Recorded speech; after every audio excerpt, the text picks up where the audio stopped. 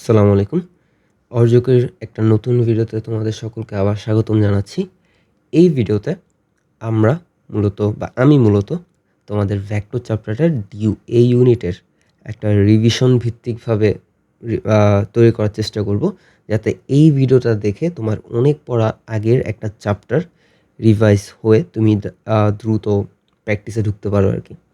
তো ঐরকম ছোটোখাটো ইনফরমেশন, মানে ঢাবি বা বিভিন্ন ভার্সিটি ভিত্তিক যে ইনফরমেশনগুলা কাজে লাগে, ওই ইনফরমেশন, বিভিন্ন ছোটোখাটো ম্যাথের কনসেপ্ট, এসব ঘিরে থাকবে আজকের ভিডিও। ঠিক আছে?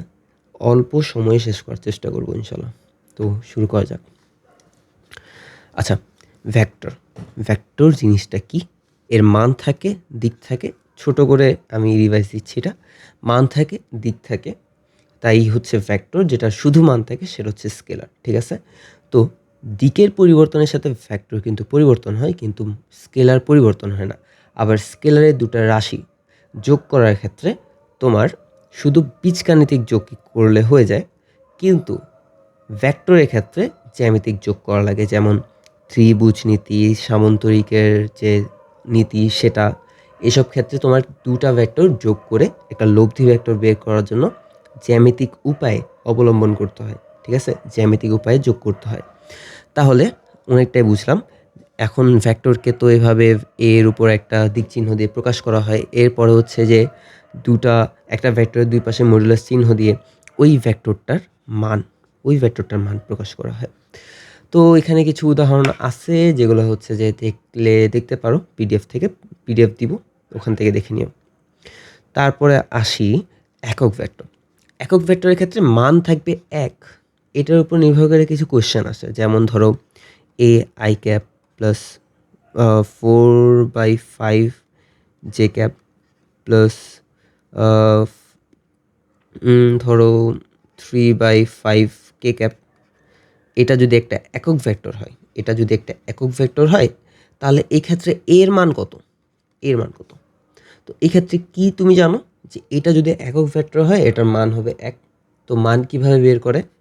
প্রত্যেক যে উপাংশ আছে, উপাংশের মানগুলো আছে, ওগুলো স্কোয়ারের যোগফলের রুট। তো square plus 4/5 square plus 3/5 square, এর মানটা কত সমান হবে? 1-এর সমান। ইজিলি এর মানটা বের হয়ে যাবে। ঠিক আছে? আশা করি পারবা। সঠিক ভেক্টরের ক্ষেত্রে মান 0 হবে না। শূন্য ভেক্টরের ক্ষেত্রে মান 0 হয়। সমান ভেক্টর হচ্ছে দুটা ভেক্টর যাদের মান একই এবং যাদের দিক একদম একই দিকে, একই লাইনে অথবা সমান্তরাল। ঠিক আছে? আর বিপরীত ভেক্টরের ক্ষেত্রে কি? বিপরীত ভেক্টরের ক্ষেত্রে দুটা ভেক্টর যাদের মান কিন্তু সমান, তবে দিক সম্পূর্ণ বিপরীত দিকে, সমান্তরাল বা একই রেখায় সম্পূর্ণ বিপরীত দিকে। ঠিক আছে? তাহলে আপাতত এগুলো আমরা রিভাইজ দিলাম। ঠিক আছে? অবস্থান ভেক্টর। তো অবস্থান ভেক্টরের মধ্যে যেই জিনিসটা শুধুমাত্র আসে কোয়েশ্চেন, সেটা হচ্ছে অবস্থান ভেক্টর একটা স্বাধীন ভেক্টর না, অধীন ভেক্টর। এটার পাদবিন্দু নির্দিষ্ট।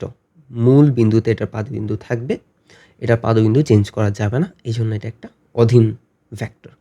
ঠিক আছে? তারপর আসি ব্যাসার্ধ ভেক্টরে। মূল বিন্দু থেকে এখানে একটা লাইটিংয়ের কিছু সমস্যার কারণে আমার স্ক্রিন দেখতে কষ্ট হচ্ছে, সরি এটার জন্য।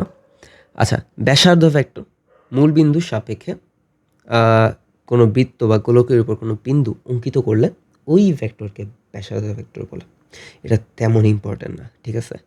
তারপর হচ্ছে আয়ত একক ভেক্টর। এটা নিয়ে হয়তো আমার বলার কিছুই নেই।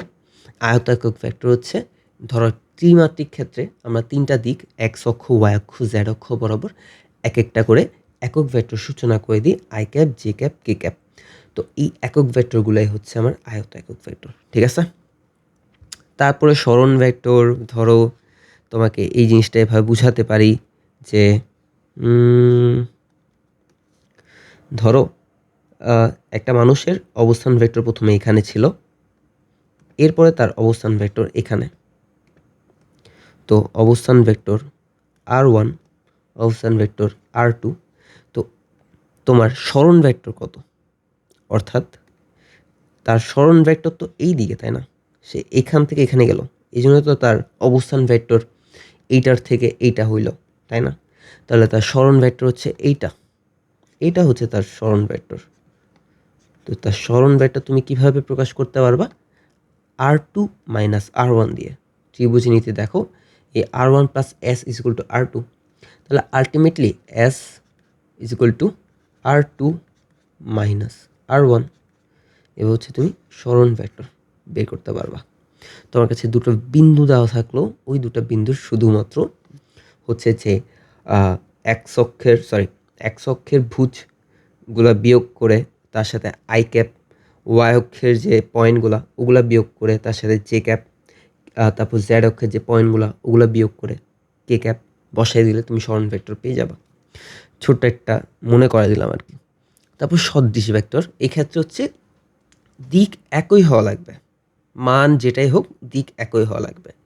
তো সমান ভেক্টরও কিন্তু একটা সদৃশ ভেক্টর, ঠিক আছে? তারপর আসি বিপ্রতীপ ভেক্টর। এই ভেক্টরটা মান বলতে এই ভেক্টরটার ক্ষেত্রে দুটা ভেক্টরের একটার আরেকটার মান যদি পুরাপুরি গুণাত্মক বিপরীত হয়, ধরো একটার মান 5i ক্যাপ, তাহলে আরেকটার মান হবে 1/5i ক্যাপ, তাহলে তারা একে অপরের কি বিপ্রতীপ ভেক্টর, ঠিক আছে? তারপর আসি সমতলীয় ভেক্টর। সমতলীয় ভেক্টরের ক্ষেত্রে তোমার যদি কয়েকটা ভেক্টর, ধরো এই এ ভেক্টর, বি ভেক্টর, তারপরে সি ভেক্টর, আচ্ছা এটা একটু রং ভিন্ন করে দিই নাকি, তারপরে এটা রং নীল করে দিই। আচ্ছা, এরা যদি একটা একই সমতলে থাকে, অর্থাৎ এরকম একটা একই সমতলে থাকে, ধরো এরকম একটা একই সমতলে আছে ওরা, তাহলে এই তিনটা ভেক্টর পরস্পরের কি সমতলীয় ভেক্টর, সমতলীয় ভেক্টর, ঠিক আছে? তারপরে যে পোলার ভেক্টর তেমন ইম্পর্টেন্ট না, অক্ষীয় ভেক্টর রিডিং দিলে বুঝতে পারবা। সীমাবদ্ধ ভেক্টর যেটা হচ্ছে যে যেমন তোমার এই অবস্থান ভেক্টর যেরকম সীমাবদ্ধ বা অধীন ভেক্টর, যে সেরকম হচ্ছে এটা হচ্ছে সীমাবদ্ধ ভেক্টর, যেটা হচ্ছে একটা নির্দিষ্ট বিন্দুতে হচ্ছে তোমার সীমাবদ্ধ হয় আসলে আলটিমেটলি। তো সীমাবদ্ধ ভেক্টর বুঝতে পারতেছি আশা করি, এখানে একটু ঝামেলা পাকায় ফেলছি, সরি। সীমাবদ্ধ ভেক্টর, আচ্ছা ভেক্টর হিসেবে তল। তো ভেক্টর হিসেবে তল এই জিনিসটা কি? একটা ক্ষেত্রফল কিন্তু একটা ভেক্টর রাশি। তো ক্ষেত্রফল যদি একটা ভেক্টর রাশি, তো ক্ষেত্রফলের দিক কোনটা? ক্ষেত্রফলের দিক হচ্ছে ক্ষেত্রফলের উপর লম্ব দিকে, এই যে ক্ষেত্রফলের উপর লম্ব দিকে, সরি ক্ষেত্রফলের উপর লম্ব দিকে, এই যে লম্ব দিকে হচ্ছে এটা হচ্ছে আমার ক্ষেত্রফলটার দিক, ঠিক আছে? যখন আমরা ক্রস গুণফলে যাব জিনিসটা আরও ভালো মতো রিয়েলাইজ করব, ঠিক আছে? তারপরে যে ভেক্টর সংযোজনের ক্ষেত্রে তোমার 5টা সূত্র আছে, জাস্ট এটা জানলেই হবে। বিভিন্ন বিশ্ববিদ্যালয়ে আসলে কোয়েশ্চেনটা আসছে যে কয়টা সূত্র আছে, তো এটা জানলেই হয়ে যাবে যে কয়টা সূত্র আছে, 5টা সূত্র, ঠিক আছে? তো আলটিমেটলি আমাদের এখানে প্রয়োজনীয় সূত্র কোনগুলা? একটা হচ্ছে ত্রিভুজ সূত্র, আরেকটা হচ্ছে বহুভুজ, এরপরে সামান্তরিক সূত্র। তো ত্রিভুজ সূত্র কি? ত্রিভুজ সূত্র হচ্ছে আমরা দুটা ভেক্টরকে জ্যামিতিকভাবে যোগ করি, ঠিক আছে? আমাদের কাছে যদি দুটা ভেক্টর থাকে, ওই দুটা ভেক্টরকে আমরা যদি প্যারালাল শিফট করে একটার মাথায় গিয়ে আরেকটাকে বসাই, তাহলে তারা দুইজন মিলে ত্রিভুজের যে দুটা বাহু তৈরি করে, আমি যদি তৃতীয় বাহুতে তাদের দিকের বিপরীত ক্রমে একটা ভেক্টর আঁকি, তাহলে ওই যে তৃতীয় যে বাহুতে আমি একটু বিপরীত ক্রমে ভেক্টর আঁকছি না, ওই ভেক্টরটাই হবে এই দুটা ভেক্টরের কি যোগফল ভেক্টর বা লব্ধি ভেক্টর, ঠিক আছে? তাহলে আমি এই দুটা ভেক্টরের যোগফল কিভাবে করছি? জ্যামিতিকভাবে এঁকে করছি, তাই না? তো ভেক্টরের যোগ হচ্ছে জ্যামিতিকভাবে। তো ত্রিভুজ সূত্র, আমরা দুটা ভেক্টরকে যোগ করছি, এই যে এ বি, যোগফল হচ্ছে আর এ প্লাস বি। তারপর বহুভুজ সূত্রে আসি, এক্ষেত্রে হচ্ছে আমরা দুটা ভেক্টরকে যোগ করি না, এক্ষেত্রে আমরা দুয়ের অধিক ভেক্টরকে যোগ করি। দুয়ের অধিক ভেক্টরকে যোগ করলে হচ্ছে আমরা যখন ধরো 5-6টা ভেক্টরকে যোগ করতেছি, তো 5-6টা ভেক্টর মিলে বহুভুজের যে শেষ আরেকটা বাহু তোমার এক্সিস্ট করবে, ওই বাহুতে আমি যদি আরেকটা ভেক্টর বিপরীত ক্রমে আঁকি, যে 5-6টা ভেক্টরকে আমি একই ক্রমে একে অপরের মাথায় বসাইছি, তাদের বিপরীত ক্রমে যদি আমি আঁকি, তাহলে ওই ভেক্টরটাই কিন্তু এই 5-6টা ভেক্টরের লব্ধি ভেক্টর নির্দেশ করবে। এক্ষেত্রে আমি যোগটা কিভাবে করছি, 5-6টা ভেক্টরের যোগ, এক্ষেত্রে আমি জ্যামিতিকভাবে যোগ করছি। ঠিক আছে? অ্যাকচুয়ালি আমাকে লাইটিংটা খুব বেশি প্যারা দিচ্ছে, তো আমি বারবার ডিস্ট্র্যাক্ট হয়ে যাচ্ছি। তো তোমাদেরকে এটার জন্য আমাকে মাফ করে দিও। তো এরপর আগাই আমার সামন্তরিক সূত্রের মাধ্যমে আমরা যখন দুটা ভেক্টরকে জ্যামিতিকভাবে যোগ করি, ওই জ্যামিতিকভাবে যোগ করা দুটা ভেক্টরের মাধ্যমে আমরা যে লব্ধি ভেক্টরটা পাই, ওই লব্ধি ভেক্টরের মান কত এবং কোন একটা ভেক্টরের সাপেক্ষে কোন দিকে কত কোণে করে আছে, ওটা সামন্তরিক সূত্রের মাধ্যমে আমরা প্রমাণ করি আর কি। তো এই ক্ষেত্রে আমরা দুটা সূত্র পাই। একটা সূত্র হচ্ছে এইখানে, যে আমার এই দুটা ভেক্টরের মাধ্যমে যে লব্ধি ভেক্টরটা পাইছি, ওই ভেক্টরটার লব্ধি ভেক্টরটা শুধু মানটার যে সূত্র সেটা হচ্ছে এইটা। আর এই লব্ধি ভেক্টরটা যে কোনো একটা ভেক্টরের সাথে যে কোণ করে আছে, ধরো থিটা কোণ, ওই থিটা কোণ যে সূত্রটা সেটা হচ্ছে tan inverse Q sine theta, অর্থাৎ যেটার সাথে নাই সেটার সাইন আলফা, তাদের মধ্যবর্তী কোণ, দুটা ভেক্টরের মধ্যবর্তী কোণ alpha, sine alpha by P plus Q cos alpha. দুই ক্ষেত্রেই কিউ এর সাথে লাগছে সাইন আলফা আর কজ আলফা, আর যেটার সাথে আমি থিটা নিছি সেটা থাকবে সিঙ্গেল। ঠিক আছে? তাহলে এই যে এখানে আমাদের সূত্রের একটা রিভাইজ হয়ে গেল। তো এই ক্ষেত্রে কিছু কেস মাথায় নিলে ভালো আর কি। যখন দুটা ভেক্টরের মধ্যে যে কোণটা, আলফার মানটা যদি 0 হয়, এটা অ্যাকচুয়ালি আলফা হবে। তো আলফা ধরে নিবা, থিটা আসলে একটা বললেই হয়। তো 0 ডিগ্রি হলে ওই দুটা ভেক্টরের যোগফল হবে সর্বোচ্চ। যদি 180 ডিগ্রি হয় তাদের মধ্যবর্তী কোণ, তাহলে তাদের ভেক্টরের যে লব্ধি ভেক্টর আসবে ওটা হবে সর্বনিম্ন। ঠিক আছে?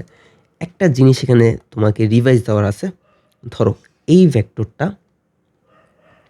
আর তুমি এই ভেক্টরটার সাথে তোমাকে বলছে আরেকটা ভেক্টর আছে, এইভাবে ধরো বলছে তোমাকে যে তারা 120 ডিগ্রি কোণে আছে। তো তুমি যে সূত্রটা দিবা তাদের লব্ধি নির্ণয়ের ক্ষেত্রে, আলফা তো থাকবে সেখানে, তাই না, কজ আলফা। তো ওই আলফাতে তুমি কি 120 ডিগ্রি দিবা? না, ওই ক্ষেত্রে তোমাকে দেওয়া লাগবে এই যে ভেক্টরটা, এই ভেক্টরটাকে তুলে এনে এখানে বসাই, বা তুমি ওই ভেক্টরটাকে তুলে এনে এখানে বসালে, বা এর মানে দুটার পাদবিন্দু আলটিমেটলি একই বিন্দুতে আনা লাগবে। তো দুটার পাদবিন্দু যদি আমি একই বিন্দুতে আনি, আলটিমেটলি এটা 120 ডিগ্রি আসতেছে। কিন্তু অনেক ক্ষেত্রে ধরো এটা ডিফারেন্ট হবে কেমনে, এইটার ধরো আচ্ছা, তোমাদেরকে কোশ্চেনটা ভালো মতো দিই যাতে রিভিশনটা দিতে পারো। আমি আসলে এদিকে এমন একটা কেস নিয়ে ফেলছি যেটাতে আসলে কোনো ম্যাটারই করতেছে না। তো এই ক্ষেত্রে ধরো তোমাকে এমন একটা ভেক্টর দিল, যে ভেক্টরটা 120 ডিগ্রি কোণ করে আছে, বলতে এই দুটা ভেক্টরের মধ্যবর্তী কোণ 120 ডিগ্রি। তো এই দুটা ভেক্টরের যদি মধ্যবর্তী কোণ 120 ডিগ্রি হয়, তুমি কি alpha is equal to 120 degree বসাবা? না, ভুল হবে। এক্ষেত্রে তোমাকে দুটা ভেক্টরের পাদবিন্দু একই বিন্দুতে আনা লাগবে। তো এই ক্ষেত্রে তুমি যদি একই বিন্দুতে আনো, আলফার মান আসতেছে কত, দুটা ভেক্টরের মধ্যবর্তী কোণ আসতেছে 60 ডিগ্রি। ঠিক আছে? তো এই জিনিসটা একটু রিভাইজ দেওয়া ছিল, মাথায় রাখবা। তারপরে আসি আমাদের এইখানে মিনিমাম তো বুঝলাম, যদি 90 ডিগ্রি হয় তাহলে পিথাগোরাস অ্যাপ্লাই করা যায়, p square plus q square. আর যদি 120 ডিগ্রি হয় তাহলে একটা সুন্দর কেস আছে, যদি দুটা ভেক্টর সমান হয় এবং তারা যদি 120 ডিগ্রিতে কাজ করে, তাহলে তাদের লব্ধিও কিন্তু ওই দুটা ভেক্টরের সমানই হবে। ধরো দুটা ভেক্টর সমান পি, তাহলে ওই লব্ধিও কিন্তু পি এর সমানই হবে। ঠিক আছে, তারপরে এখানে আর কি দেখাইতে পারি? আচ্ছা, এখানে হচ্ছে তোমার যে বেসিক ম্যাথগুলো, ওগুলো আশা করি খুবই ইজি, নিজেরা প্র্যাকটিস করলে পারবা। আমি একটা ছোট্ট কনসেপ্ট রিভাইজ দেওয়ার জন্য হচ্ছে এই ম্যাথটা সিলেক্ট করছিলাম। তো এই ম্যাথটার ক্ষেত্রে তোমাকে বলছে কোন একটা বিন্দুতে পি মানের একটা বল, ধরো এটা পি মানের বল এবং p/2 মানের, আচ্ছা এটা একটু নিচে করে দেওয়া লাগবে,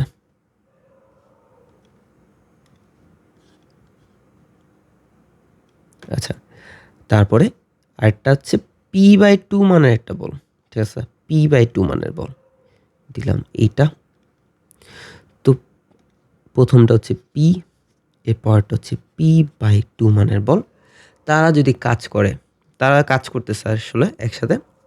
তো প্রথম বলটাকে যদি আমি 3 গুণ করি, প্রথম বলটা 3 গুণ করলাম, 3 গুণ করলে আসলে এটা এদিকে আসা ধরলাম, এতটুকু 3 গুণ হয়ে গেল। তো প্রথম বলটা 3 গুণ করার পরে অ্যাকচুয়ালি তো এখন প্রথম বলটা 3 গুণ করলে দ্বিতীয় বলটার মান 12 একক বৃদ্ধি পায়। তাহলে 12 একক বৃদ্ধি করলাম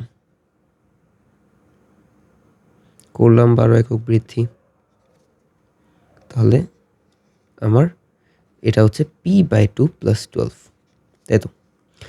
তাহলে এখানে একটা দেখার বিষয় আছে, আমাকে এখানে কি বলছে, পি এর কোন মানের জন্য বল দ্বয়ের লব্ধির দিক অপরিবর্তিত থাকবে। লব্ধির দিক যদি অপরিবর্তিত থাকে আর তোমার দেওয়া দুটা বলের মান যদি মনে করে একটু বাড়ছে বা কমছে, এক্ষেত্রে তুমি সুন্দর করে অনেক ইজিলি ম্যাথটা করে ফেলতে পারবে। কীভাবে দেখাই দেখো, এইখান থেকে লব্ধিটা তোমার তৈরি হচ্ছে, ধরো এই দিক কোথাও তৈরি হইল, হ্যাঁ এই দিক কোথাও তৈরি হইল, এটার রং দিলাম হলুদ। তারপরে এখন তুমি যখন পি এর মান 3p করছো, এই সেকেন্ড যে বলটা এটার মান 12 বাড়াইছো, এরপরও তোমার যে লব্ধির দিকটা কিন্তু চেঞ্জ হয় নাই।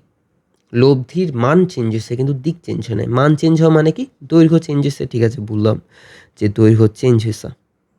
তাহলে এখন যদি আমি একটু কানেক্ট করে দিই এগুলা, সে একটু প্রবলেম হয়েছে, কানেক্ট করে দিই, তাহলে এই ক্ষেত্রে আমি কি পাচ্ছি দেখো, এক্ষেত্রে আমি সদৃশকোণী ত্রিভুজ পাচ্ছি। তো সদৃশকোণী ত্রিভুজ পাইলে আমি সদৃশকোণী ত্রিভুজের ওই আনুপাতিক ধর্মটা কাজে লাগাইতে পারবো। তো p/3p, এখন কোথায় সদৃশকোণী ত্রিভুজ পাচ্ছি ওটা আমার দেখায় দেওয়া লাগবে না, আমার দেখায় দেওয়া লাগবে না, নাকি দেখায় দিতে হবে? তাহলে এখান থেকে হচ্ছে তোমার পি এর মানটা তুমি বের করে ফেলতে পারবা, ঠিক আছে? আচ্ছা দেখায় যদি দিতে হয় বলি, এই দেখো এটা p/2 হলে এটাও p/2, আর এই পুরাটার মান p/2 + 12 হলে এটাও p/2 + 12। এখন এই ত্রিভুজ আবার এই ত্রিভুজ, বড় ত্রিভুজটা দুটা সদৃশকোণী, কেমনে সদৃশকোণী এটা আবার জিজ্ঞেস করিও না 9-10-এর। তাহলে এদের বাহুদ্বয়ের অনুপাতগুলা, অর্থাৎ সদৃশ বাহুগুলার অনুপাতগুলা কিন্তু সমান হবে। তাহলে p/3p, তারপর p/2 বাই p/2 + 12, তাহলে এদের অনুপাতগুলো সমান হবে। এখান থেকে পি এর মানটা বের হয়ে যাবে, ঠিক আছে? তারপর আগাই, তারপর হচ্ছে এখানে ত্রিমাত্রিক ব্যবস্থাপনায় কিভাবে তুমি একটা ভেক্টর আঁকবা বা একটা ভেক্টরকে কীভাবে প্রকাশ করে ওইটা দেওয়া আছে, যদিও খুবই বেসিক জিনিস। তো এইখানে যেই জিনিসটা একটু ভুল দেওয়া আছে, এখানে ইনভার্স হবে, এটা কস ইনভার্স হবে, এটাও কস ইনভার্স হবে, আর এখানে হবে 2। ওয়েল সবগুলো বুঝাচ্ছি। তো আলটিমেটলি এটা ডট গুণফল থেকে আসছে, যে এক্স অক্ষের সাথে ওয়াই অক্ষের সাথে জেড অক্ষের সাথে আমার এই যে এই ভেক্টরটা কী কোণ উৎপন্ন করতেছে সে কোণের মানটা, ঠিক আছে? এটা ডট গুণফল থেকে আসছে, কীভাবে আসছে এটা বুঝাবো না, কারণ এইটা হচ্ছে সবচেয়ে বেসিক জিনিস। আচ্ছা তো এক্স অক্ষের সাথে উৎপন্ন কোণ ধরো আলফা, এটা হচ্ছে কজ ইনভার্স এ এক্স, অর্থাৎ এই যে এই ভেক্টরটার এক্স অক্ষ বরাবর যে উপাংশ ওইটা বাই এ ভেক্টরটার যে মান, টোটাল যে মানটা, ঠিক আছে। তো ওয়াই অক্ষের ক্ষেত্রে ওয়াই অক্ষ বরাবর উপাংশ বাই মান কজ ইনভার্সের ভিতরে, আর জেড অক্ষের ক্ষেত্রে কজ ইনভার্সের ভিতরে জেড অক্ষ বরাবর মান বাই পুরা ভেক্টরটার মান, ঠিক আছে। তারপরে আসি যে এখানে এই ধর্মটা সবসময় মেনে চলে, তুমি আলটিমেটলি এই যে কজ, এটা আলফা বিটা গামা ধরে তুমি cos alpha cos beta cos gamma square square square করে যোগ করলে আলটিমেটলি ওয়ানই পাবা। করে দেখতে পারো যদি তোমার সময় থাকে। আর প্রত্যেকটা কজ স্কোয়ারকে যদি আমি সাইন স্কোয়ারে কনভার্ট করি, 1 minus sine square alpha plus 1 minus sine square beta plus 1 minus sine স্কোয়ারের গামা, তাহলে ওই ক্ষেত্রে আমি ম্যানিপুলেট করে এই সম্পর্কটা পাবো, sine square alpha plus sine square beta plus sine square gamma is equal to 2, ঠিক আছে। তারপরে আগাই, যদি তোমাকে বলা হয় যে একটা ভেক্টর দেওয়া হলো, ওই ভেক্টরের সাথে এত এত ডিগ্রিতে থাকা তার দুটা উপাংশ বের করতে, তখন আমরা এই সূত্র দ্বারা বের করব, ঠিক আছে। এখান থেকে আমরা ধরো আমাদেরকে বলছে আলফা আর বিটা কোণে থাকা দুটা উপাংশ বের করতে কোনো একটা ভেক্টরের, তাহলে শুধু হচ্ছে পি এর মান বের করব, এই সাইন বিটাকে পাশে পাঠিয়ে দিয়ে কিউ এর মান বের করব, সাইন আলফাকে পাশে পাঠিয়ে দিয়ে দুইবার হচ্ছে যে আমার অনুপাতটা নেওয়া লাগবে। আশা করি পারবা, ঠিক আছে। তো লম্বাংশ আসি এখান থেকে, যদি alpha plus beta equal to 90 degree হয়, তাহলে আমরা কোনো একটা ভেক্টরের উপাংশ একটা এক্স অক্ষ বরাবর একটা ওয়াই অক্ষ বরাবর নিতে পারবো। ওটা হচ্ছে তোমার দ্বিমাত্রিক ক্ষেত্রে, আর উপাংশ বের করতে বললে তোমাকে দ্বিমাত্রিক ক্ষেত্রে বের করতে দিবে, ঠিক আছে। এতটুক ওরা লিমিটেশন মানে ছাড়বে না, মানে ছাড়াবে না, যাই হোক। তো এরপর আসি আমাদের, যদি আলফা প্লাস বিটা 90 ডিগ্রি হয়, তো আমরা যে লম্বাংশ পাবো অর্থাৎ এক্স অক্ষ বরাবর উপাংশ পাবো ওটার সাথে আই ক্যাপ, আর ওয়াই অক্ষ বরাবর যে উপাংশটা পাবো ওটার সাথে যদি জে ক্যাপ লাগাই দিই, আলটিমেটলি আমি আমার ভেক্টরটা কিন্তু ভেক্টর ফর্ম পেয়ে যাব, ঠিক আছে।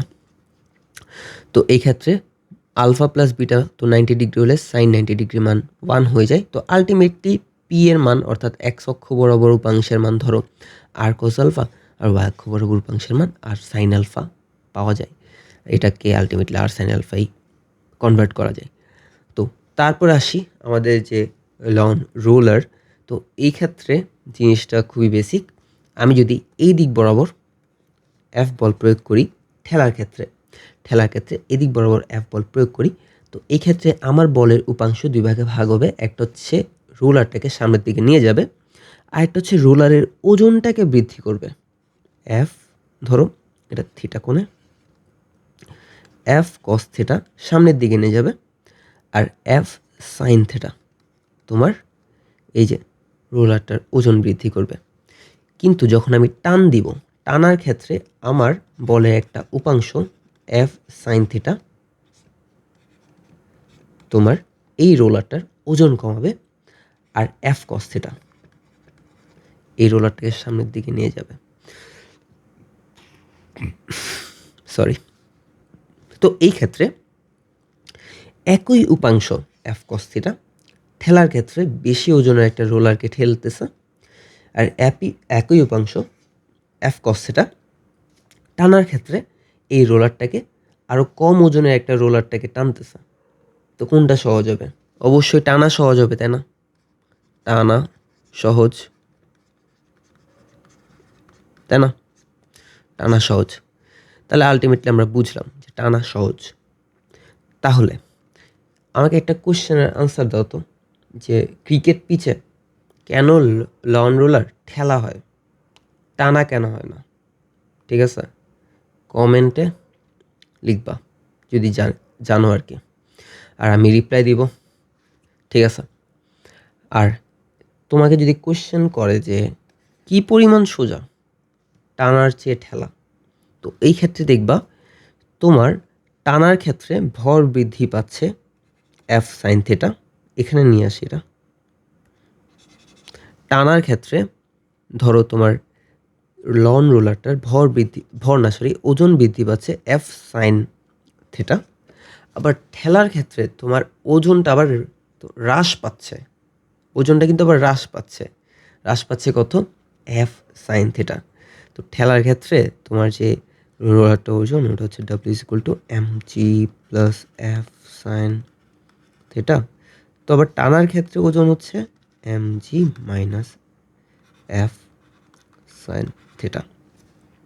তো এই ক্ষেত্রে আমার কতটুক মানে সহায়তা হচ্ছে, কতটুক ওজন কমতেছে টানার ক্ষেত্রে? দেখো তো ওজন কতটুকু কমতেছে। W1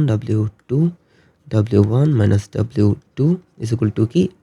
এম জি কাটাকাটি, এটা মাইনাস হয়ে যাবে, এটা প্লাস হয়ে যাবে, আলটিমেটলি 2F সাইন থিটা। ঠিক আছে? তো কতটুক ওজন কমতেছে আলটিমেটলি তোমার টানার ক্ষেত্রে কিসের তুলনায়? ঠেলার তুলনায় যদি বলে শুধু কতটুক কমতেছে, তাহলে এফ সাইন থিটা। যদি ঠেলার তুলনায় কতটুক কমতেছে, তাহলে টুয়াইস এফ সাইন থিটা। ঠিক আছে? তারপরে আসি তল বরাবর উপাংশ। কোনো একটা ভেক্টর ধরো, এখানে এখানে একটা ভেক্টর।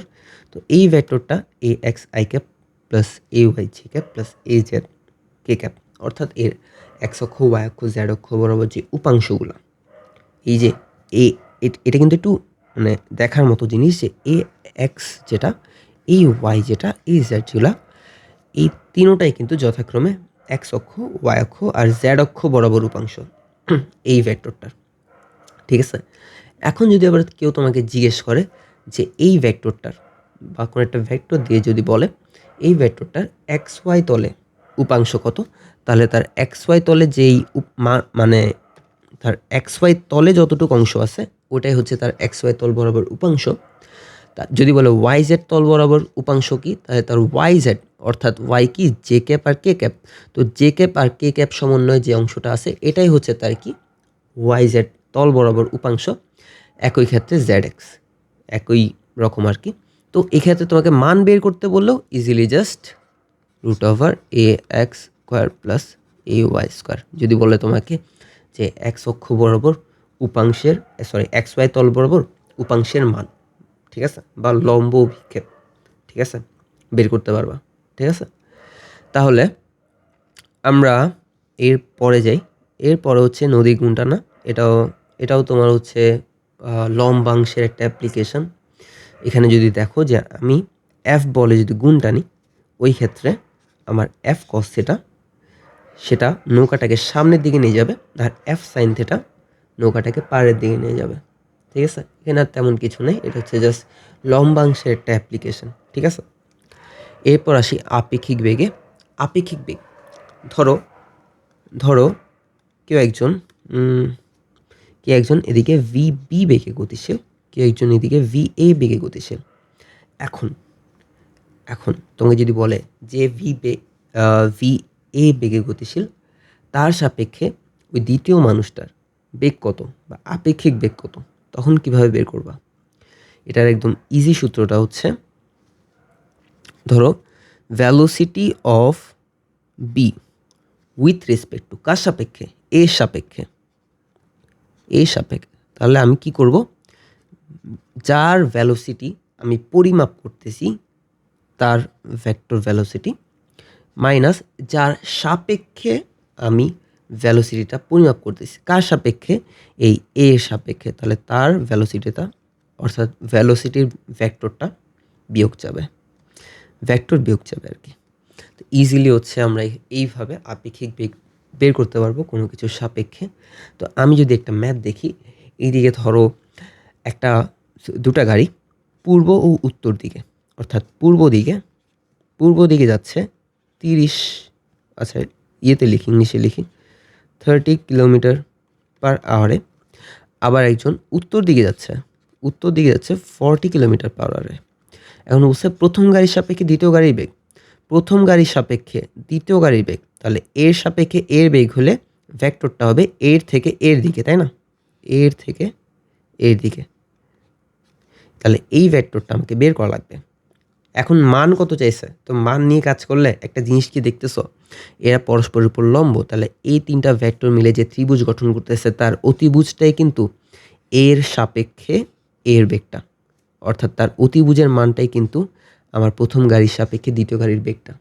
তো অতিভুজের মানটা যদি আমি বের করি তাহলে R is equal to R না, এটা অ্যাকচুয়ালি ভি অফ ধরো B with respect to A, তাহলে এটা যদি বের করি root over 40 square plus 30 square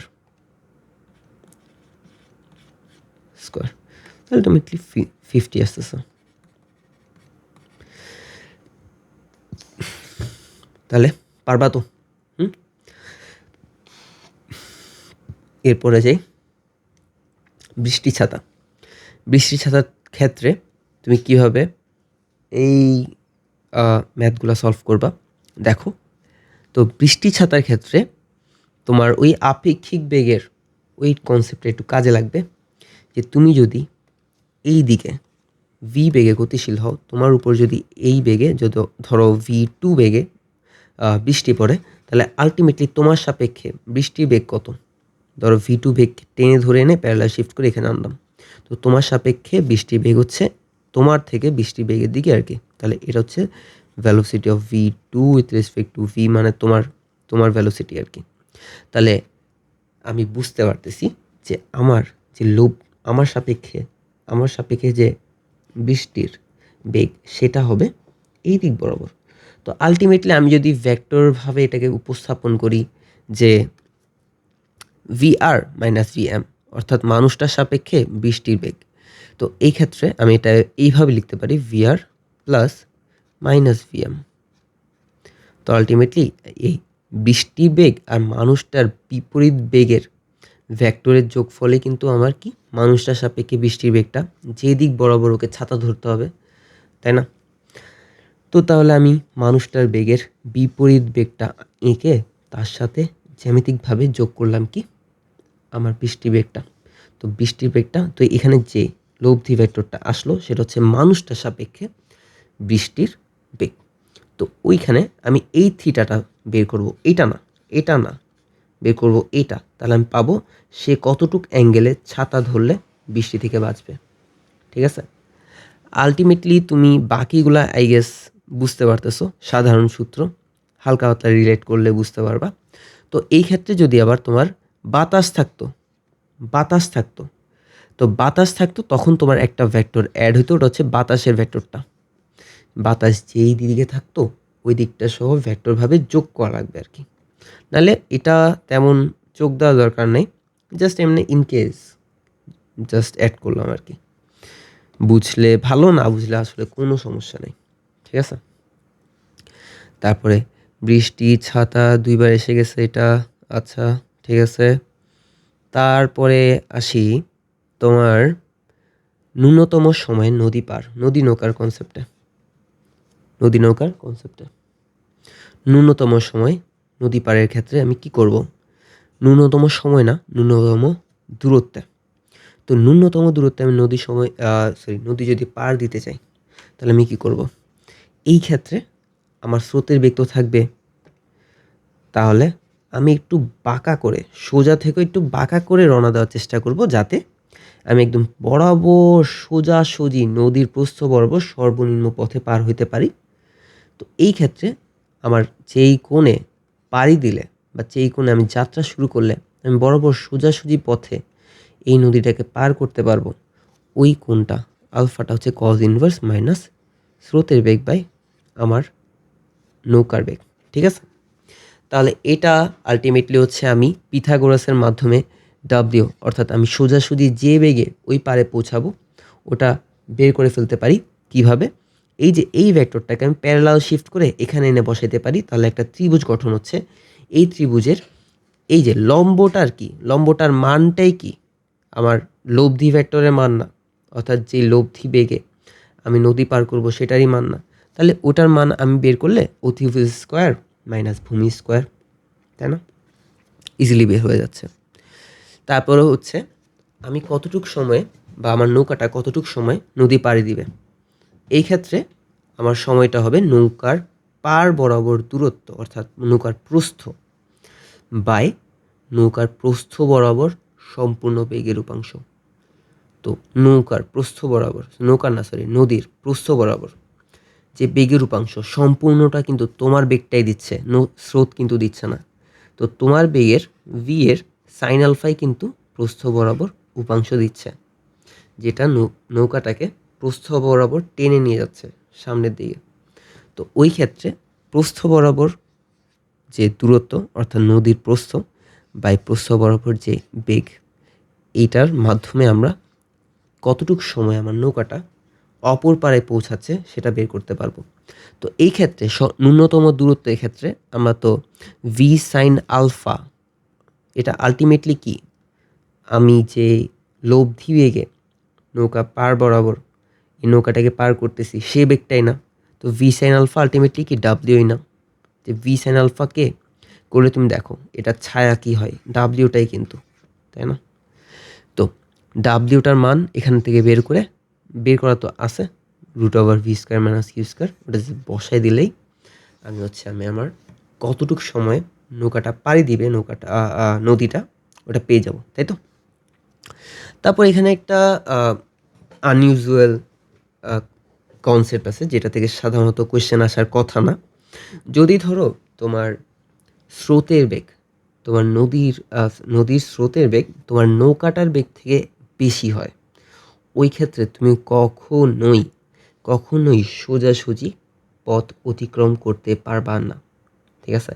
ওই ক্ষেত্রে তোমার একটা সর্বনিম্ন দূরত্বের পথ থাকবে ঠিকই, কিন্তু ওটা একদম সোজাসুজি না, ওটা একটু বাঁকাবাঁকি, একটু এইরকম কোনো একটা পথে তোমাকে পাড়ি দিতে হবে, ওটাই সর্বনিম্ন, ওই পথটাই হচ্ছে সর্বনিম্ন। তো ওই সর্বনিম্ন পথে পাড়ি দেওয়ার জন্য তোমাকে যে কোণে রওনা দিতে হবে সেটা হচ্ছে এইটা। ডিরেক্ট মুখস্থ রাখলে ভালো, কারণ এটা তেমন আসার কথা না। তো আলফা = cos ইনভার্স মাইনাস তোমার বেগ বাই স্রোতের বেগ, যেহেতু স্রোতের বেগ বড়, স্রোতের বেগ নিচে থাকবে। তো এখানে স্রোতের বেগ ছোট ছিল, তাই হচ্ছে স্রোতের বেগ উপরে ছিল আর কি। আর কজ ইনভার্সের মান যেটা, কজ আলফার মান যেটা -v/u, এটা তো -1 থেকে ছোট হইতে পারবে না, আবার 1 থেকে বড়ও হইতে পারবে না, এই জন্য আর কি যেটা ছোট ওটা উপরে থাকতেছে। তাহলে এইভাবে মনে রাখতে পারবা। এরপর আসি ন্যূনতম সময় নদী পারের জন্য তোমায় কি করা লাগবে, তোমার নৌকাটার সম্পূর্ণ বেগের উপাংশ নদীর প্রস্থ বরাবর দিয়ে দিতে হবে। তো সম্পূর্ণ উপাংশ অর্থাৎ পুরো বেগটাই যদি তুমি নদীটা প্রস্থ বরাবর দিয়ে দাও, তাহলে তোমার বেগের সম্পূর্ণ অংশটাই কি তোমার নৌকাটাকে নদী পার করতে সাহায্য করতেছে। সম্পূর্ণ অংশটা মিলে যদি তোমার নৌকাটাকে নদী পার করায়, তাহলে অফকোর্স একটু ফাস্ট পার করাবে কিন্তু। তাহলে এই ক্ষেত্রে তোমার যেই দিকে রওনা দিতে হবে সেটা হচ্ছে 90 ডিগ্রি। কিসের সাথে 90 ডিগ্রি? নৌকার স্রোতের দিকের সাথে 90 ডিগ্রি কোণে তোমাকে রওনা দিতে হবে, তাহলে তুমি ন্যূনতম সময়ে নদী পার হইতে পারবা। তারপর ডাব্লিউ এখানে যে মানটা আসতেছে সেটা আমি একদম ইজিলি পিথাগোরাসের মাধ্যমে বের করতে পারবো। অর্থাৎ আমি যদি সোজা বরাবর রওনা দিই, তাহলে স্রোতের বেগ মিলে আমার এই দিকে একটা লব্ধি বেগ প্রাপ্ত হবে। তো ওই লব্ধি বেগটা কত হবে, আলটিমেটলি আমি যদি ভিটাকে একটু প্যারালাল শিফট করে এখানে নিয়ে আসি, তাহলে একটা ত্রিভুজ গঠন দেখব। ওই ত্রিভুজের অতিভুজটাই হচ্ছে ডাব্লিউ, অর্থাৎ আমার লব্ধি বেগটা আলটিমেটলি √v² + u²। তো এই ক্ষেত্রে আবার ন্যূনতম সময় কেমন লাগবে, আমরা কি জানতাম যে আমার নৌকাটা যে পাড়ি দিচ্ছে ওয়াই অক্ষ বরাবর বেগের কারণে তো পাড়ি দিচ্ছে, তাই না? তো ওয়াই অক্ষ বরাবর বেগের উপাংশের যোগান কে দিচ্ছে? শুধু আমার বেগটাই না, স্রোত তো বরাবর 90 ডিগ্রিতে, তো এটা কোনো উপাংশ দিচ্ছে না আমাকে নৌকাটাকে নদীটা পার হওয়ার জন্য, তাই না? শুধু আমার বেগটাই, যেটা একটা কোণ করে আছে, সেটাই কিন্তু ওয়াই অক্ষ বরাবর একটা উপাংশ দিচ্ছে, যে উপাংশের জোরে আমার নৌকাটা নদী পার হচ্ছে, ঠিক আছে? তাহলে ওই ক্ষেত্রে আমার আলফার মান কি 90 ডিগ্রি না? তাহলে এখানে এখন সর্বোচ্চ সংখ্যাটা দিয়ে ভাগ হবে না, তাহলে সময়টা কমে যাবে না? V sine alpha ultimately V হবে, তো সময় হবে ন্যূনতম। ঠিক আছে? আর এই ক্ষেত্রে পার বরাবর সরণ অনেক সময় জিজ্ঞেস করা হয়। পার বরাবর সরণ কী হবে? পার বরাবর সরণ হবে প্রত্যেকটা ক্ষেত্রেই x অক্ষ বরাবর বেগ x plus V cos alpha x অক্ষ বরাবর বেগ ইনটু নদী পার হতে যত সময় লাগছে। এটা সব সময়। এখন এই ক্ষেত্রে তুমি এটা মিলায় দেখলে x অক্ষ বরাবর বেগ ইনটু নদী পার হতে যতটুকু সময় লাগছে। আর এদিকে x অক্ষ বরাবর বেগের উপাংশ শুধুমাত্র আমার কে যোগান দিচ্ছে? স্রোতই যোগান দিচ্ছে। ঠিক আছে? তাহলে নৌকাটাকে x অক্ষ বরাবর সরণ ঘটাবে শুধুমাত্র স্রোতই, আর কেউ না। তারপরে আমি আগালে এখন আসি ভেক্টর ডট গুণফলে। ভেক্টর ডট গুণফল আসলে খুবই বেশি। এখান থেকে দেখেই কিছু কিছু জিনিস হয়তো তোমার মনে পড়তেছে। a ডট b দুটা ভেক্টরকে ডট গুণফল করলে তাদের মানের গুণফল ইন্টু তাদের মধ্যবর্তী কোণের cos থিটা। ঠিক আছে? তাহলে এরপরে যদি আমি আবার দুটা ভেক্টর ফর্মে থাকা দুটা ভেক্টরকে ডট গুণফল করি, তাহলে শুধু তাদের যেই একই দিক বরাবর উপাংশগুলো আছে ওগুলাই গুণ হবে। কীরকম? এই যে ax bx গুণ হলো, ay by গুণ হলো, az bz গুণ হলো। ঠিক আছে? এটার রিজন হচ্ছে একই দিকে থাকা যে উপাংশগুলো তারা পরস্পর গুণ হয়ে 1 হয়ে যাচ্ছে, উপাংশের দিক আর কি। আর যা প্রত্যেকটা যে লম্বালম্বিভাবে যেই একক ভেক্টরগুলো আছে তারা পরস্পর ডট গুণফল হয়ে 0 হয়ে যাচ্ছে, যেটার কারণে বাকি জিনিসগুলো শূন্য হয়ে যাচ্ছে আর কি। আলটিমেটলি এই ছোট্ট জিনিসটা হয়তো আমি এত ইলাবোরেটলি না বুঝাইলেই হয়। তো অনেক সময় তোমার বিভিন্ন ধরনের কোয়েশ্চেন আসে, দুটা ভেক্টর দেওয়া থাকে, ওই দুটা ভেক্টরের মধ্যবর্তী কোণ থিটা বের করতে বলে। তো থিটা কীভাবে বের করব? এই ডট গুণফলের যেই সূত্রটা আছে এই সূত্রটা কাজে লাগাই কিন্তু বের করতে পারবো। এই যে cos থিটা এবিকে এই পাশে পাঠিয়ে দিলাম আর cos ইনভার্স করে দিলাম, তাহলে আলটিমেটলি থিটা বা দুটা ভেক্টরের মধ্যবর্তী কোণ cos inverse a dot B by AB. ঠিক আছে? আর দুটা ভেক্টর যদি লম্বালম্বি হয়, ঠিক আছে, যদি বলে দুটা ভেক্টর তোমাকে দিয়ে দেয় এবং বলে তারা কি লম্ব চেক করতে পারবে কিভাবে? তাদের ডট গুণফল কি শূন্য হয় নাকি এটা চেক করে। বা এরকমও কোশ্চেন আসে যে একটা ভেক্টরের মধ্যে একটা আননোন কোনো কম্পোনেন্ট দিয়ে দেয়, তারপর দুটা ভেক্টরকে বলে যে এই ভেক্টরটা এই ভেক্টরের সাথে কি লম্বালম্বিভাবে আসা। তো দুটো যদি লম্বালম্বিভাবে থাকে তাহলে তাদের যে ডট গুণফলটা কী হবে? শূন্য হবে। তো ওইখান থেকে তুমি আননোন কম্পোনেন্টটা বের করতে পারবা। ঠিক আছে? এইভাবে হচ্ছে ছোটোখাটো ম্যাথের রিভাইজ দিচ্ছে আর কি, যাতে তোমার মনে পড়ে। ঠিক আছে? তারপর আসি ক্রস গুণফলের ক্ষেত্রে কী হয়? ক্রস গুণফলের ক্ষেত্রে এ ক্রস বি করলে এ আর বি দ্বারা যে সামন্তরিকটা গঠিত হচ্ছে, এ আর বি ভেক্টর দ্বারা যে সামন্তরিকটা গঠিত হচ্ছে ওই সামন্তরিকের ক্ষেত্রফল ভেক্টরটা আমরা পাই। তো ক্ষেত্রফল ভেক্টরে থাকে ক্ষেত্রফলটার মান ইন্টু ক্ষেত্রফলটার দিক। তো ক্ষেত্রফলটার দিক বা এ ক্রস বি এর দিকটা কোন দিকে হয়? বরাবর এ ক্রস বি দ্বারা যেই তৈরি ক্ষেত্রফল, ওই ক্ষেত্রফলটা লম্ব বরাবর উপরের দিকে হচ্ছে ক্ষেত্রফলটার দিক, তাই না? এই জন্যে হচ্ছে এ ক্রস বি, এই এ ক্রস বি যে প্রোডাক্টটা আমরা পাই ওটা এ আর বি দোনো ভেক্টরটার উপরে কি লম্ব থাকে, তাই না? দোনো ভেক্টরটার উপরেই লম্ব থাকে। তো এ ক্রস বি কীভাবে বের করা হয় এটা আই গেস এখান থেকে দেখে তোমরা একটু রিভিশন দিতে পারতেছো। তো এ ক্রস বি এর যে মানটা ওটা হচ্ছে এ বি তাদের মান ইন্টু তাদের মধ্যবর্তী কোণ যে ওটা সাইন থিটা। আর এটার সাথে আমরা যদি এই যে এ বি এর তল বরাবর লম্ব ভেক্টরের একক ভেক্টরটা গুণ দিয়ে দিই, তাহলে একক ভেক্টর গুণ দিলে আমরা হচ্ছে এ ক্রস বি এর যে প্রোডাক্ট ভেক্টরটা ওটা পেয়ে যাব। ঠিক আছে? আর আরেকটা জিনিস রিভাইজ দিয়ে দিই, ভেক্টর মানে কি বা ভেক্টরটা তুমি কিভাবে একক ভেক্টর আর মান দিয়ে রিলেট করতে পারবা। যে কোনো ভেক্টরের ক্ষেত্রে তুমি যদি ওই ভেক্টরের মান নাও ইনটু ওই ভেক্টরটা যেই দিকে ওই দিকের একক ভেক্টরটা গুণ দাও, তাহলে আলটিমেটলি তুমি ওই ভেক্টরটাই পেয়ে যাবা। ঠিক আছে? তারপরে আসি, এই ছোট্ট জিনিসটা একটু মানে মাথায় রাখলে ভালো। এটা হচ্ছে ডট গুণফল আর ক্রস গুণফলে একটু সমন্বয় করে এটা আনছে। আলটিমেটলি এটাকে যদি তুমি 1 নাম্বার সমীকরণ ধরো, আর এ ডট বি এটাকে যদি A dot B is equal to A B cos theta, এটাকে যদি তুমি 2 নাম্বার সমীকরণ ধরো, এদিকে ভাগ দিলে তুমি এটাই পাচ্ছ। বিভিন্ন ধরনের কোশ্চেনে এমন আসে যে দুটা ভেক্টর, কিছুই বলা নাই, বলছে তাদের ক্রস গুণফলের মান এত, ডট গুণফলের মান এত, তাদের মধ্যবর্তী কোণ কত। ভেবা চেকা খায় যাওয়া, এর চেয়ে বেটার এটা মাথায় রাখলে তুমি এখান থেকে ডিরেক্ট সূত্র মারতে পারবা। Tan theta is equal two এখান থেকে থিটার মান বের করলে তাদের মধ্যবর্তী কোণ বের হয়ে যাবে। ঠিক আছে, বাকি জিনিসগুলা মধ্যে এটা একটু মনে করাই দিই যে দুটা ভেক্টর যদি সমান্তরাল হয় তাহলে তাদের কি ক্রস গুণফলের মান শূন্য হবে, ক্রস গুণফলের মান শূন্য হবে। আবার আরও একটা ধর্ম আছে যে দুটা ভেক্টর যদি সমান্তরাল হয় তাহলে তাদের যে একই দিক বরাবর উপাংশ, ধরো এক্স অক্ষ বরাবর কম্পোনেন্ট, ওয়াই অক্ষ বরাবর কম্পোনেন্ট আর জেড অক্ষ বরাবর কম্পোনেন্ট, তার যে অনুপাতগুলা, ওই অনুপাতগুলা ধ্রুবক হয়। ঠিক আছে, এই যে এখান থেকে ইজিলি বুঝতে পারবা যে দুটা ভেক্টর, ধরো এ ভেক্টর আর বি ভেক্টর, এই বি ভেক্টরের যদি ক্রস গুণফল করি, এরা যদি সমান্তরাল হয় তাহলে তাদের ক্রস গুণফলের মান আসবে শূন্য, এবং এরা সমান্তরাল হইলে এদের যে একই দিক বরাবর উপাংশগুলা, ওই উপাংশগুলার অনুপাত হবে ধ্রুবক।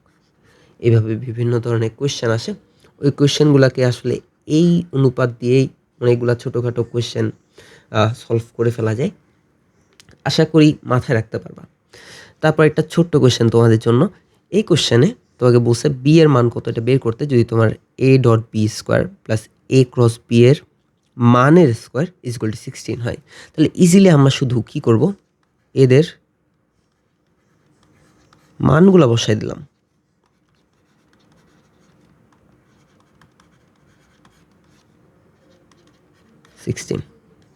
তাহলে ultimately A B whole square into sine square theta plus cos square theta is equal to কী পাচ্ছি, 16 পাচ্ছি।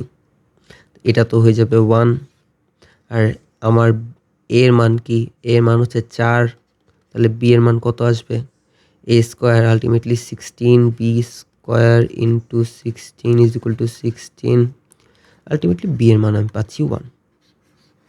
ঠিক আছে, তো এটা জাস্ট একটু রিভিশন দেওয়ার জন্য আর কি। এরপর আসি লম্ব অভিক্ষেপ। তো লম্ব অভিক্ষেপ জিনিসটা আসলে ওই এ ডট বি ওখান থেকে রিলেট করে আনা হয়েছে। দেখো দুটা ভেক্টর এ বি, এই দুটা ভেক্টরের ধরো বলছে তোমার এই কোয়েশ্চেনে যে বি ভেক্টরটার এ ভেক্টর বরাবর লম্ব অভিক্ষেপ বের করতে। তো এ ভেক্টর বরাবর লম্ব অভিক্ষেপ বের করার জন্য বি ভেক্টর থেকে একটা লম্ব আঁকা লাগবে। এই যে এই অংশটাই হচ্ছে এ ভেক্টর বরাবর বি ভেক্টরটা লম্ব অভিক্ষেপ বা উপাংশের মান। তো এটা আমরা কিভাবে বের করব, বি কস থিটা দিলে তো মানটা বের হয়ে যাচ্ছে। তো বি কস থিটা দিলে মানটা যদি বের হয়, এটা আমরা ডট গুণফলের সাথে রিলেট করে এরকম একটা সূত্রে নিয়ে আসতে পারবো। ঠিক আছে, এরকম একটা সূত্রে নিয়ে আসতে পারবো। তো এটা ইম্পর্টেন্ট। এরপরে আচ্ছা, একইভাবে যদি বলতো এ ভেক্টরটার বি ভেক্টর বরাবর লম্ব অভিক্ষেপ বের করতে বা উপাংশের মান বের করতে, তখন শুধু সূত্রটা হয়তো এ কস থিটা, উপরে এ ডট বি থাকতো, নিচে শুধু থাকতো বি। ঠিক আছে, আশা করি পারবো। এরপর আসি, এখন যদি তোমাকে বলে দুটা ভেক্টর দেওয়া আছে, কোনো একটা ভেক্টরের লম্ব বরাবর, কোনো একটা ভেক্টরের লম্ব দিকে আরেকটা ভেক্টরের উপাংশ বের করতে বলছে। যেমন এখানে এ ভেক্টর বি ভেক্টর দেওয়া আছে, তোকে বলছে এ ভেক্টরের লম্ব দিকে বি ভেক্টরটার উপাংশের মান বা লম্ব অভিক্ষেপ বের করতে। তাহলে এখানে তুমি কিভাবে বের করবা, একটা জিনিস দেখো, এর লম্ব দিক দুইটা হয়, একটা হচ্ছে এর লম্ব দিক এই দিকে আর একটা এই দিকে। তো এই দিক বরাবর তো আমার বি ভেক্টরটার কোনো উপাংশ থাকার মানে হয় না, হবেও না। তো আমার এ ভেক্টরটার এই লম্ব দিকে বি ভেক্টরটার উপাংশ আছে, উপাংশের মান বা লম্ব অভিক্ষেপ আছে। তো আমি যদি বি সাইন থিটা করি, বি সাইন থিটা করলেই কিন্তু আমি এ ভেক্টরটার লম্ব দিকে বি ভেক্টরটার লম্ব অভিক্ষেপ পাই যাচ্ছি। তো এই যে বি সাইন থিটা, এটাকে আমি ক্রস গুণফলের সূত্রের সাথে রিলেট করে একটা সম্পর্ক দাঁড় করাতে পারি। ওই সম্পর্কটা এমন যে B sine theta is equal to A cross B এর মান বাই এ। ওই এ কে পাশে পাঠিয়ে দিলে আলটিমেটলি বুঝতে পারবে এটা কোত্থেকে আসছে। তাহলে আমরা কিন্তু এইরকম ম্যাথও যদি আসে তাহলে পারবো, ঠিক আছে। এরপরে আলটিমেটলি যদি বলতো বি এর লম্ব দিকে একইভাবে করতাম এ সাইন থিটা, তাই না? ইজি। এরপর আসি লম্ব অভিক্ষেপ, না না উপাংশে। এরপর আসি উপাংশে। তো আমি তোমাকে একটুখানি আগে কি বলছিলাম, কোনো একটা ভেক্টর তৈরি হয় কিভাবে, ওই ভেক্টরের মান ইনটু ওই ভেক্টরটা যেদিকে ওই দিকের একক ভেক্টর। আমরা লম্ব অভিক্ষেপ পাইছিলাম, এই যে লম্ব অভিক্ষেপ পাইছিলাম বি, ধরো বি ভেক্টরটার এ ভেক্টর বরাবর লম্ব অভিক্ষেপ বা উপাংশের মানটা পাইছিলাম এখানে মানটা। এখন এই মানের সাথে এ এ যে দিকে ওই দিকে বা এ ভেক্টরটা যে একক ভেক্টর, এখানে যে একক ভেক্টরটা, এটা এই একক ভেক্টরটা গুণ করে দিলেই আমরা বি ভেক্টরটার এ বরাবর উপাংশটা, যে ভেক্টর উপাংশটা ওটা পেয়ে যাব না? আর পেয়ে যাব কিন্তু। তাহলে এ বরাবর বি এর উপাংশ, ওই যে লম্ব অভিক্ষেপের যে মানটা ইনটু এ বরাবর একক ভেক্টর। তাহলে ওটা জাস্ট এই যে এটাকে আমি আলটিমেটলি এইভাবে লিখতে পারি যে এ ভেক্টরটা বাই এ ভেক্টরটার মান, ঠিক আছে, এ ভেক্টরটা বাই এ ভেক্টরটার মান। তো এটা আমি এইভাবে লিখলে এটা আলটিমেটলি এইভাবে লিখতে পারি। তো ভিতরে দুটো হচ্ছে গুণ হয়ে যায়, A dot B by A square into A vector, ঠিক আছে। তাহলে এর আগে যে ম্যাথটা আমরা দেখে আসছি এখানেও কিন্তু একইভাবে আমরা এই যে এই উপাংশটা বের করতে পারি, তবে এটা একটুখানি জটিল আছে। কীভাবে? এই ম্যাথটা করার জন্য তোমাকে প্রথমে এই ভেক্টর বরাবর বি এর উপাংশটা বের করা লাগবে। বের করলা কীভাবে বের করলা? ঠিক এইভাবে বের করলা, ঠিক আছে, ঠিক এইভাবে বের করলা। যদি তুমি এ বরাবর বি ভেক্টরটার উপাংশ বের করো তাহলে একটা জিনিস দেখো, এই উপাংশ ধরো এটা হচ্ছে বি ওয়ান উপাংশ, এটা হচ্ছে বি টু, অর্থাৎ এ ভেক্টরটা লম্ব দিকে বি এর উপাংশ। তাহলে বি ওয়ান উপাংশ আর বি টু উপাংশ মিলেই বি ভেক্টরটা তৈরি করতেছে না? তো তোমার কাছে যদি বি ভেক্টরটা দেওয়া থাকে, বি ভেক্টরটা is equal to B one উপাংশ প্লাস বি টু উপাংশ। এখন বি ভেক্টরটা তোমার জানা, আবার তোমার বি ওয়ান ভেক্টরটা তুমি একটু আগেই বের করছো, জাস্ট বি এই যে বি কস থিটা ইন্টু এ বরাবর একক ভেক্টর এটা দিয়ে বের করছো, বা এই যে ভিন্ন একটা পদ্ধতি আছে দুটার ডট গুণফল বাই এ ভেক্টরটার মানের স্কোয়ার ইন্টু এ ভেক্টরটা, এভাবে বের করছো। যেভাবে হোক তুমি এই বি ওয়ান উপাংশটাও বের করছো ভেক্টর ফর্মে। তাহলে এটা উত্তর জানা আমার। তাহলে আলটিমেটলি বি টু ভেক্টরটা আমি কি বি ওয়ান ভেক্টর থেকে বি ভেক্টর থেকে বি ওয়ান ভেক্টরের যে উপাংশটা আমি যদি বিয়োগ করে দিই, ভেক্টর বিয়োগ করে দিই, আলটিমেটলি আমি এই ভেক্টরটার অর্থাৎ বি ভেক্টরটার এর লম্ব দিকের উপাংশ ভেক্টর উপাংশটা পাই যাব না? পাবো কিন্তু। তাহলে এসে যাবে, ঠিক আছে। তারপরে ক্ষেত্রফল, এখানে আসলে খুব একটা আমার রিভিশন দেওয়ার কিছু নাই, তাও বললাম যদি দুটা ভেক্টরের ক্রস গুণফল করা হয় তখন আমরা কি পাই? তাদের দ্বারা গঠিত সামান্তরিকের ক্ষেত্রফলের মান যেহেতু মডুলাস দিছি। তো এখন আমি যদি এই ক্ষেত্রফলের মানটাকে অর্ধেক করি তাহলে তাদের দ্বারা গঠিত ত্রিভুজের মান চলে আসবে, ত্রিভুজের ক্ষেত্রফলের মান চলে আসবে, ঠিক আছে। তারপরে হচ্ছে আমাকে একটা সামান্তরিকের দুটা কর্ণের ভেক্টর দেওয়া থাকলে ওই দুটা কর্ণের ভেক্টর আমি যদি ক্রস গুণফল করি, এই ক্ষেত্রে আমার ক্রস গুণফলের যে হাফ মান ওটাই হচ্ছে ওই দুটা কর্ণ যে সামান্তরিকের অংশ, ওই সামান্তরিকের ক্ষেত্রফলের মান চলে আসবে। আর বাকি আরেকটা, সেটা হচ্ছে যদি তোমাকে একটা সামান্তরিকের কর্ণ আর একটা বাহু সংলগ্ন একটা বাহুর ভেক্টর দেওয়া থাকে তাহলে তাদের ক্রস গুণফলের মানটাই হচ্ছে পুরো সামান্তরিকের ক্ষেত্রফলের মান, ঠিক আছে।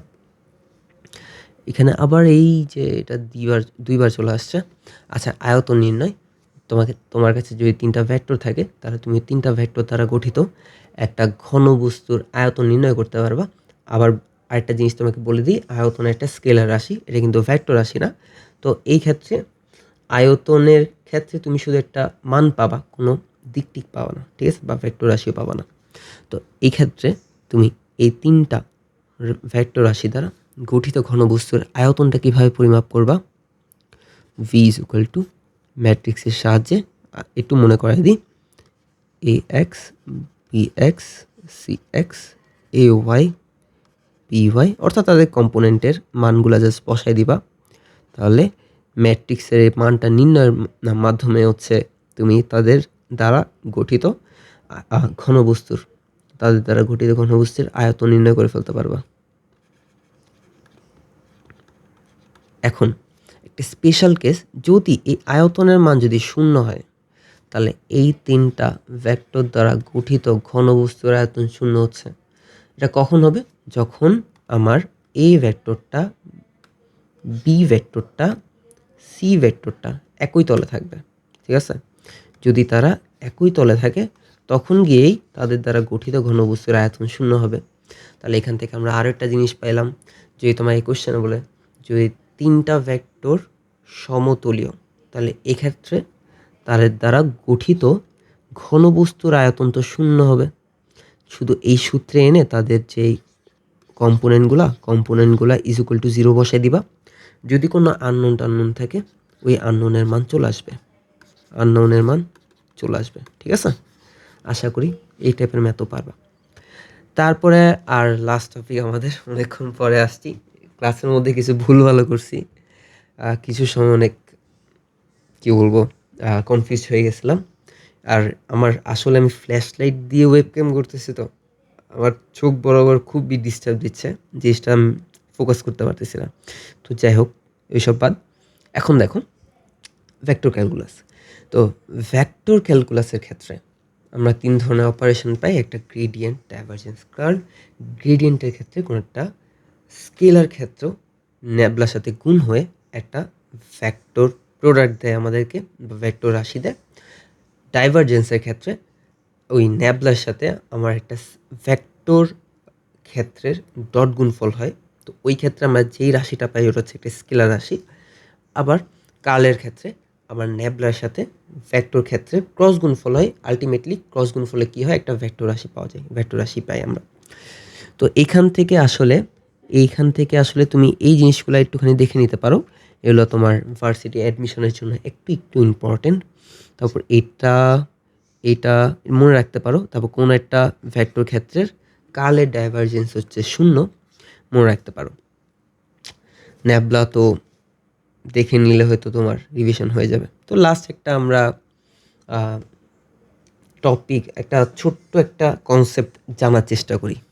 সেটা হচ্ছে, এটা কোন একটা জানি ভার্সিটিতে আসছে, বা তোমার কোনো একটা বইয়ের থেকে নেওয়া, অনুশীলনী থেকে। তো এই যদি ধরো একটা ভেক্টর ক্ষেত্র হয়, ওই ভেক্টর ক্ষেত্রের যে মাত্রাটা বা এককটা, মাত্রা নেই, এটা ধরো এককই বলছে তোমাকে, মিটার ইনভার্স টু। তাহলে এই যে ওই ভেক্টরটার কার্লের যে ডাইভারজেন্স ওটার মাত্রা কত? এখন কার্লের ডাইভারজেন্স 0 বলিও না আবার কেউ, 0 ঠিক, বাট মাত্রা তো কিছু একটা আছে, কোনো একটা 0 টাকা বা 0 মিটার, কিন্তু মিটার তো মাত্রা বা একক, ওটা তো থেকে যায়। তো এখন আমাকে বের করতে হবে এই কার্লের ডাইভারজেন্সের মাত্রা কী হবে। প্রথমত আমি তোমাদেরকে একটু বুঝাই বলি। জিনিসটা হচ্ছে, ধরো দূরত্বের যে একক ওটা হচ্ছে মিটার। দূরত্বকে যদি আমি একবার ডিফারেন্সিয়েট করি, কিসের সাপেক্ষে? সময় সাপেক্ষে, ds/dt। সময় সাপেক্ষে যদি একবার ডিফারেন্সিয়েট করি, তাহলে আমি পাই বেগ। ওই বেগের মাত্রা বা একক কি? Metre by second, metre per second. তো একটা জিনিস লক্ষ্য করো, আমি যার সাপেক্ষে ডিফারেন্সিয়েট করা প্রোডাক্টটাতে যে একক, ওই এককটাতে যার সাপেক্ষে আমি ডিফারেন্সিয়েট করছি, ওইটার এককটা ভাগ গেছে। এই জিনিসটা আবার লক্ষ্য করো, যদি বেগকে, এই যে বেগ, এটা বেগ তো ভি, এখন যদি ভিকে আমি সময় সাপেক্ষে আবার ডিফারেন্সিয়েট করি, এই ক্ষেত্রে আমি পাই ত্বরণের একক কি? Metre per second square. তাহলে মিটার পার সেকেন্ড, আবার সেকেন্ড দিয়ে ভাগ হয়েছে, দ্বিতীয়বার ডিফারেন্সিয়েট করার কারণে, সময় সাপেক্ষ করার কারণে সময়ের এককটা আবার ভাগ গিয়ে আমার ডিফারেন্সিয়েট হওয়া যে প্রোডাক্টটা, ওই প্রোডাক্টটার একক হয়েছে। জিনিসটা বুঝতে পারতেছ? ডিফারেন্সিয়েট হওয়া প্রোডাক্টের এককে আমি যার সাপেক্ষে ডিফারেন্সিয়েট করছি ওর এককটা গিয়ে ভাগ হয়েছে। আলটিমেটলি আমরা পাচ্ছি ms inverse 2 metre per second square. তো এই জিনিসটা একটু বুঝে থাকলে, এই জিনিসটা আমি একটু সাইডে নিলাম,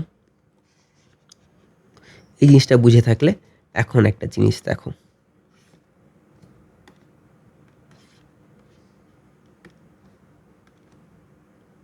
আচ্ছা এখন একটা জিনিস দেখো, ন্যাবলা কি? ন্যাবলা তোমার এক্স অক্ষ, ওয়াই অক্ষ, জেড অক্ষ বরাবর দূরত্বের সাপেক্ষে ডিফারেন্সিয়েট করে। একটু আগে দেখে আসলে বুঝবা। এই দেখো, দূরত্বের সাপেক্ষে del X, del Y, del Z. তো দূরত্বের সাপেক্ষে যদি ও ডিফারেন্সিয়েট করে, তো আমি যদি ডট গুণ ফলো দিই, ওখানেও ন্যাবলা গুণ হবে, অর্থাৎ একবার দূরত্বের সাপেক্ষে ডিফারেন্সিয়েট করবে প্রত্যেক অক্ষ বরাবর। যদি আমি কার্ল অপারেশনটাও চালাই, তাহলে ওইখানেও কোনো একটা ভেক্টর ক্ষেত্রের প্রত্যেক অক্ষ বরাবর দূরত্বের সাপেক্ষে ডিফারেন্সিয়েট করবে। ঠিক আছে?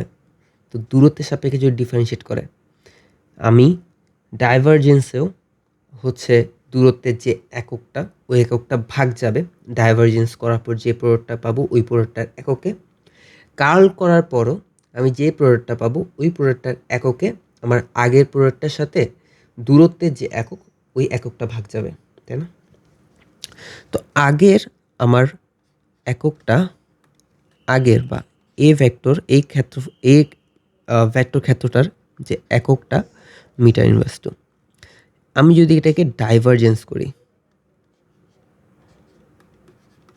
তাহলে আমি যেটা পাবো ওইটার একক হবে মিটার ইনভার্স 2 এর সাথে দূরত্বের সাপেক্ষে যেহেতু তোমার ডিফারেন্সিয়েট হচ্ছে, তাহলে একটা দূরত্বের একক ভাগ যাবে, ভাগ মিটার, আলটিমেটলি মিটার ইনভার্স 3। আবার যদি মিটার ইনভার্স 2কে তুমি কার্ল অপারেশনটা করো, এই ভেক্টরটার সাথে যদি কার্ল অপারেশনটা করো, তাহলে এই এখন যে আমি নতুন রাশিটা পাবো, ওই রাশিটার যে একক হবে ওটাতেও যেহেতু ন্যাবলা এক্স অক্ষ মানে দূরত্বের সাপেক্ষে ডিফারেন্সিয়েট করতেছে, তো এই দূরত্বের এককটা ভাগ যাবে নতুন এককটাতে, মিটার ইনভার্স 3। এখন দেখো এইখানে কি হয়, এখানে তোমায় কি বলছে, এখানে তোমাকে বলছে এই যে ভেক্টর ক্ষেত্র, এই ভেক্টর ক্ষেত্রটার যে মাত্রা বা একক ওটা মিটার ইনভার্স 2। তো এই যে ভেক্টর ক্ষেত্র এ, এটার যদি ক্রস মাল্টিপ্লাই কিসের সাথে, আমার ন্যাবলার সাথে, অর্থাৎ এটা কার্ল করার পরে আমি যদি ডাইভারজেন্স করি, অর্থাৎ দুইবার পরপর দুইবার আমি যদি প্রত্যেক অক্ষ বরাবর দূরত্বের সাপেক্ষে ডিফারেন্সিয়েট করি, ওই ক্ষেত্রে আমি যেটা পাবো ওইটার একক কী হবে। আলটিমেটলি প্রথমে কার্ল